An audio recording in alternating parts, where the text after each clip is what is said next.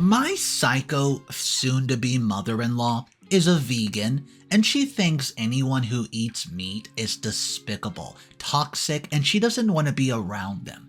Well, here's a little secret. I've been lying to her. I'm not a vegan. I love meat. You know, it's quite funny that things that seem futile can also have the potential to exaggerate themselves into full-blown reasons of conflict. Hi, I know you guys have heard multiple stories of people sharing their stories here that were caused by reasons like inheritance, wealth ownership, sharing your domestic space, or illicit affairs, but in my case it's about food. Yeah, you heard it right. I know it sounds funny that people fight over something so futile, so let me tell you that toxic people need no excuse to make your life hell, and the reason could be simply as I've stated already. My name's Amber and I'm a big foodie. I love to eat, cook, serve people as well. A healthy, hearty meal makes the soul happy, and I love to eat and serve good meals. And as much as I'm fond of it, my mother-in-law Megan is the polar opposite. She's also so discriminating and dominating in her food choices. You know that food represents the respective cultures, but she's the one who made it as a medium to impose her beliefs on people who, in fact, bully and demean people who do not obey her. Megan, we'll call her Meg, is such a Karen. Meg is a vegan and takes so much pride, or exact words, arrogance about it. She thinks adopting a new lifestyle makes her so much better and superior to others. Believing in animal rights, she's considered herself a woke atheist and environmental savior. I mean, it's nothing bad to be all those, but being obsessed with those labels means she doesn't care about anything other than these targets on a daily basis. It seems like her entire life revolves around food because she's an active participant in the vegan community. I'm not against those people, except for Meg, and you'll know it later on. So, let me give you the background of my story and the reason for my hatred. I used to live in the countryside with a small farm, enough to feed our family. We did not make it commercial because we were earning well through farming, so we did not mind poultry, a full-fledged business. My place was pretty small, so most of the people knew each other. I used to put up my food stall at every harvest festival, where we sell food items like jams, pickles, candies. They were all homemade, so yeah, they were actually organic. And there I met a cute guy, Jake. I thought that he might have gotten married because yeah, people marry in their 20s where I live. I had not seen him before. He's 31. Since we all knew each other, so newcomers were occasional. Mom then came over and introduced me to him. He actually came to meet his grandma and was on vacation, and she also invited him to come over to the barbecue party tonight. He seemed more than excited by the idea of fresh grilled pork. He bought various items from my store because they were all organic, so we had a pretty good day, selling it. When it was evening, I helped Mom with all the arrangements. Marinating meat, preheating stoves, setting the table, keeping the drinks ready. Everything was in place, and as we expected, Jake arrived. But a little earlier than I thought. He seemed like he was controlling his excitement for the appetizers. Though I did not question his excitement, he actually savored the meat while devouring it. And, as the old saying goes, a way to a man's heart goes through his tummy. So unintentionally, it happened in my case as well. My friendship grew with Jake, and Mom actually started treating him as her son. She had planted the idea in my head that I should ask him out if he's actually single. Embarrassingly, he listened to our conversation. Mom tends to be loud when she's excited, and I wanted to hide myself when he confronted us. And to my mom's pleasure, he actually asked me out for the date. Mom had known his grandmother for a while, so she knew that things would turn out accordingly to her expectations. We ate, we drank, and we danced the night away around the bonfire. It was a perfect moment when he proposed to me to be a part of his life. I didn't see that coming. Though I agreed to be in a relationship, I was not in the stage of planning my future with him because I had not finished my studies yet. But after his holidays were over, he was back to his reality. We dated for almost a year and being in a long-distance relationship. His hometown was New York City, Manhattan. I didn't know that Jake had a pretty good network because he belonged to an influential family, and all credit goes to his mother, who's a working woman, a hardcore modern woman, and definitely a lady boss. She works as a food critic and manager of several chains of restaurants. His mom seems to have a really strong personality. It was quite a tough call to impress someone like her, who must be rejecting her son's potential sweets on a daily basis.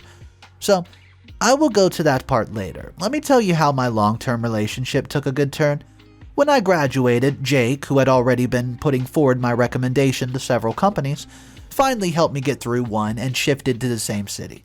Mine was in Brooklyn, so I finally got to see him every day. Everything was awesome when he proposed to me, and I got nervous as hell because of his mom's description, which I got to read through magazines or interviews. The most difficult job was to impress his mom. He bought me the finest dresses, matching jewelry, and decent makeup, and not only that, I've groomed myself on YouTube about etiquette and even every formality. But the most important part that Jake was most worried about, he came to me with scripted answers to all the questions his mom used to put up on those girls that she just asked to test them. And they were all lies. A white lie, some lies were so unnecessary that I right away dumped them. Jake told them that his mom is a hardcore vegan, and she's really sensitive about animal rights, the environment, pollution, etc. Not only that, she's an atheist and would not tolerate any religious bullcrap, not even an innocent faith.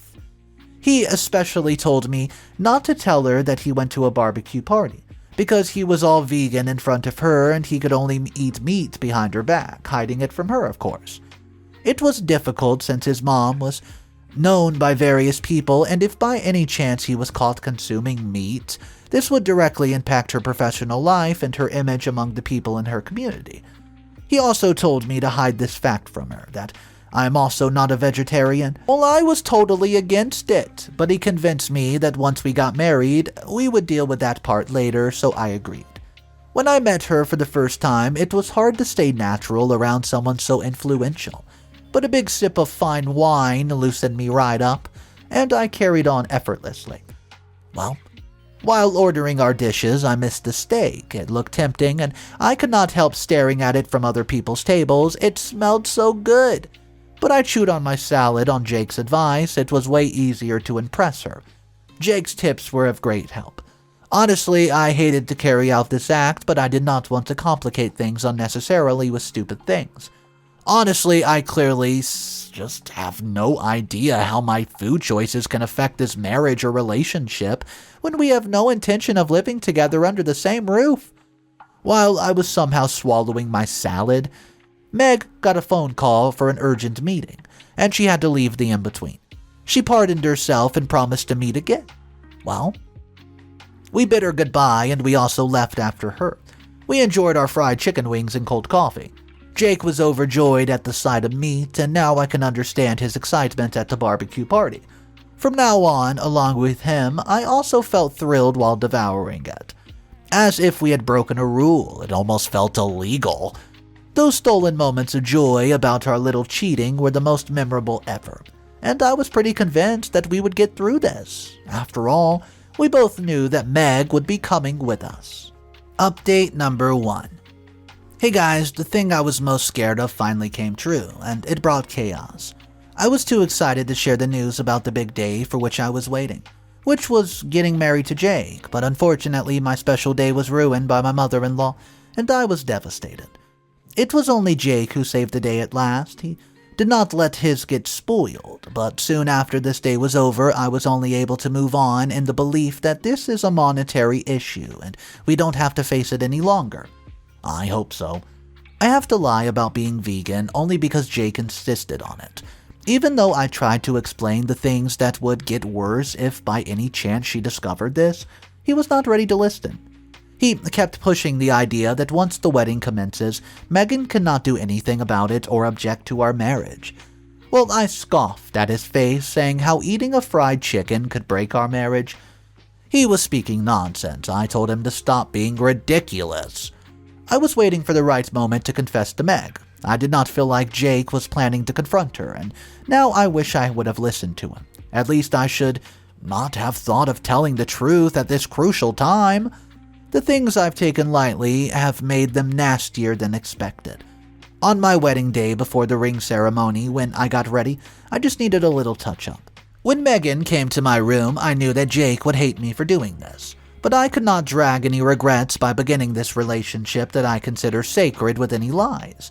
Anyways, it was going to be revealed that when we cut the wedding cake, which is definitely not vegan, I told Meg that I'm not a vegan. But to control the damage, I told her that I've been working on it since I met Jake.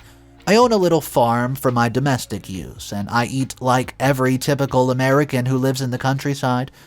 Still, she got offended right away and stormed out of the room, and instant regret hit me. I owe Jake an apology. She announced to call off the wedding when I ran behind to catch up with her, and like everyone else, I was shocked by the announcement. Jake, who was waiting for me to the aisle, looked at me with a questioning look. I apologized to him for doing exactly what he warned me against. She clarified that she could not accept me as her daughter-in-law since she's not a vegan. The guests who were from the community were taken aback by the revelation. Not only that, Meg started calling me names for being so crucial and brutal to animals. Jake tried to apologize. He had no idea that she was still unaware of the fact that even he was pretending to be vegan. And mistakenly, he blurted us, and I slapped my forehead. Meg could not stop freaking out over the fact that Jake was also pretending. She went furious and declared to boycott the wedding.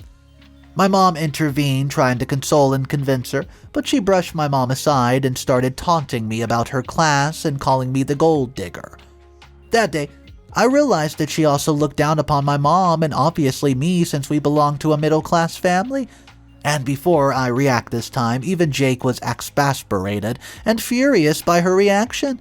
He stood by me and did not stop Meg when she was walking away from the spot to leave the wedding. Instead, he announced that the wedding was still on and gave her an ultimatum, that he had the right to choose who he loved and married, and she could not legally stop them.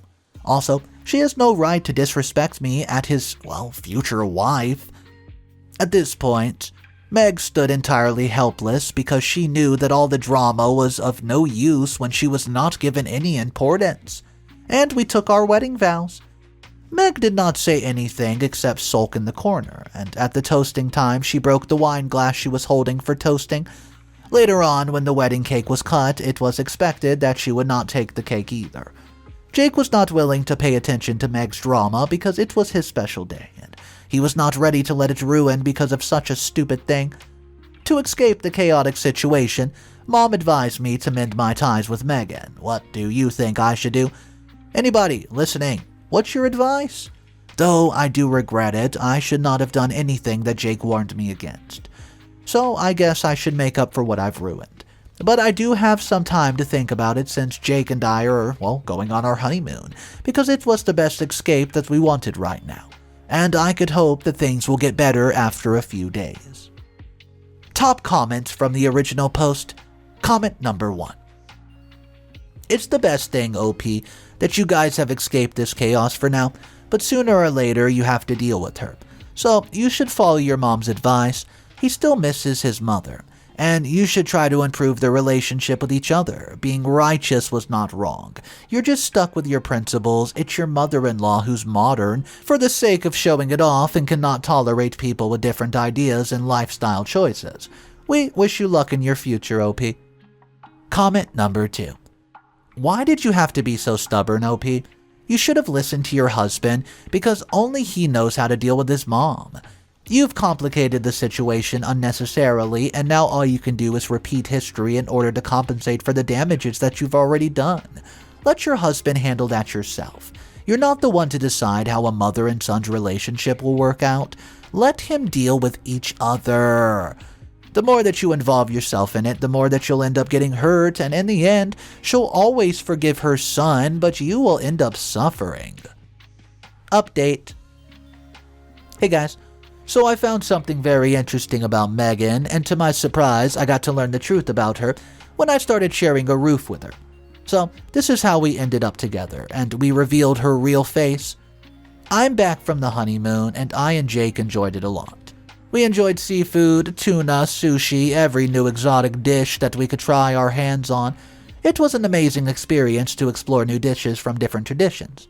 By that time, Megan was all over the local newspaper, which were praising her for taking a stand against her non-vegetarian daughter-in-law being part of her family. She even started replying to Jake's text and accepting his apology. So things certainly improved between mother and son, even though it came to the cost of the insult and the hurt that she caused me. I was glad that Jake noticed that, and he also tried to make things better between me and Megan. But they did not last as usual, and neither did I complain because I did not expect her to accept the truth so easily, which was hidden right from her before. She's been looking down on me ever since the wedding. Mom's already forgiven her, believing that all richy, bratty people act like that. So she does not expect anything different from her. She never gave a darn about Megan and only cares about Jake and adores him. So for the sake of Jake, she told me to never let the ties between mother and son be severed. And somewhere she's right. Jake deserves his mom to love him, and taking that away from him would not be good. As a wife, I should compensate for the wrongs I did because of my stupid righteousness on my wedding day. Even though Jake never complained, I can still feel it. So I would do something that could make things better between them. And my turn soon came. Well, it was not something that I was hoping for, but yeah, it was an opportunity to do that. Meg has fallen ill because of the orange haze in New York due to Canadian wildfires. And Meg, who was already asthmatic, was on medication. So doctors have suggested that she takes a break from work and resides in an isolated part of the city, surrounded by the forest and wildlife, to get healed faster than normal. Well, we both have already moved to my hometown. We were residing at my estate, which, by the way, was empty since Mom was not around as she went to meet one of her relatives in another state. And our little poultry farm would be left alone without supervision, so we both took that responsibility. Jake got a call from the hospital saying that she was on oxygen and that it was difficult for her to deal with such pollution. I didn't think twice about calling her around because his mom was sick and alone in the city. Jake convinced her to come over to our place just for a few days. Meg, who was obsessed with her goods as she could not survive a minimal lifestyle, carried almost everything and came with 12 baggage of luggage. And now, seeing her at my doorstep, I've regretted the decision I've made. She's not meant to adjust to anyone. Along with that, her overly cautious act of eating started to seem like an act. All my beliefs and misconceptions were eroded one by one. Firstly, I saw how coldly she behaved around my animals. They were little hens, chickens, roosters, also my little calves. Mom and I have treated them with so much care, just like the pets, and I do consider them to be pets. But looking at her being merciless with them made me question her ideals. I even ended up having heated arguments with her when she dared to kick one of my cats out of her way. She tried to defend herself by saying that I was such a cruel psychopath who kept animals as pets just to eat them later on. But I got mad over my cat being kicked. When it came to her food, she complains about almost everything. She cannot even tolerate yogurt kept beside her salad. She even started asking for a separate fridge for her food, and tends to make faces on my food and pass demeaning comments. I hardly argued with her, but something also doubtful popped up. And even Jake watched it too. Most of the time the milk jug seemed a little less full, and Spam and bacon are missing from my fridge. Jake had just bought them yesterday, so we were surprised not to find them. Even he agreed. Then I started keeping an eye on Megan because no one in the house could eat it except for her. And at midnight, I found her stuffing her mouth with cheese, bacon sandwiches, and gulping them down along with a big old glass of milk. That was the best evidence I found against her, and I could not miss recording it, so I did, and I kept it safe with me. Should I save this video recording for future use, or should I confront her right then and there? What do you guys think I should do? Update number 3. Hey guys, you cannot believe what just happened. And it's definitely not about the fact that my mother-in-law was just a liar. Well, we all know that already, but she was something worse than this. Because she got caught this time. I always thought of her as a dramatic and sensitive person, but today I learned the most important and dangerous thing about her. She is a psychopath. And seeing this side of her, it scared the hell out of me. Let me share this with you guys so you can also be aware of people like her. Looking at her angry and upset mood almost all the time because we don't get along with each other. Jake was tired of us trying to console both of us, so we was the happiest on Megan's birthday, thinking that at last he got a break from Meg's bad mood every time and that at least she would not keep sulking on this day. And looking at Jake alone making efforts, I also offered to help him. I invited my younger friends, not old people, because Meg is too young and so-called modern in her outlook. I don't believe she's modern because of her mentality after seeing her misbehaving with animals, where she gets creeped out by them. I also called one of my friends who owns a pawn shop. She's such a fashion enthusiast that she knows how to differentiate between every fake and every real. And it happened at the party too, when mistakenly my friend complimented Megan's dress of the new collection she wore. Poor her doesn't know how she responded to compliments from people like us, so she gave a backhanded compliment, acting surprised over the fact that she knew. My friend was so mad, and in reaction she also said that she also knows that Birkin bag from 2020 spring collection was made from actual leather and does not go with her outfit. My and Jake's ears could not have believed what she said, so we pardoned her and told her to repeat what she just said in order to confirm. Meg wanted to leave the party, starting changing topics, but we did not get distracted, and she said that the Birkin bag was 100% leather. Jake was disheartened by his mother's pretentiousness. He left the party in between, and people were all staring at us, not knowing what was wrong. Meg, embarrassed in front of Jake, directed her anger towards me and started calling me names in front of everyone. People started leaving our place, seeing us fighting each other. Furious at her constant accusations and humiliating comments, I finally pulled my wild card and uploaded Meg's video of her drinking milk, along with her mouth stuffed with bacon and cheese sandwiches, and her phone can't stop ringing. Not only that, her video went viral all over social media, which led to endless calls and text message asking her about the video, and she was blocked and spammed by her community, meaning that all the funds and financial support were pooled. Her image has been tarnished severely, and I went to my bed to have my good night's sleep after making her sleepless for the entire night. When I woke up the next morning, I saw her wide awake sitting in the same spot where we had last talked. Her expression seemed lost, her dark eyes turned darker, and her makeup smudged. She looked horrible and scary. When she saw me, she smiled. Her smile gave me goosebumps, and I rushed to call Jake. Jake had not come out of his room since last night, but sensing urgency in my voice, he accompanied me. Meg, with the same scary smile, greeted him, and she started to set the table. I did not understand, and Jake, who was clearly upset with Meg, did not seem to mind the condition that she was in. But then a delicious smell filled the room, and she pulled out the tray. It had a whole chicken. And she served us breakfast. Jake, who was upset earlier, was cheered up with the breakfast, thinking his mom had accepted him for his choices, and she prepared herself to serve him. He dug in, and when I saw Jake eating it, I picked up my fork to proceed, thinking at least Meg would not hurt Jake or mix anything inappropriate in food that would harm him. I enjoyed the meal after so long since she came here, and we have not eaten meat even though we had milk, butter, cheese, and eggs.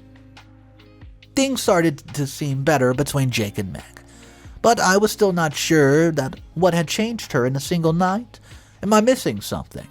I'm still stuck with the thought, trying to understand it. I thought of feeding grains to my so-called pets.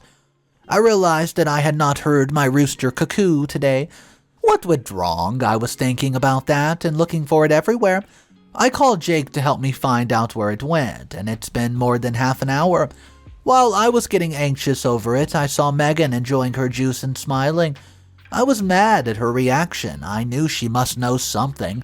I picked up my phone to record her reaction as my second piece of evidence to use against her, and asked what she did to my rooster. And she pointed at the breakfast tray. I could not believe my eyes. I thought that she must be kidding me.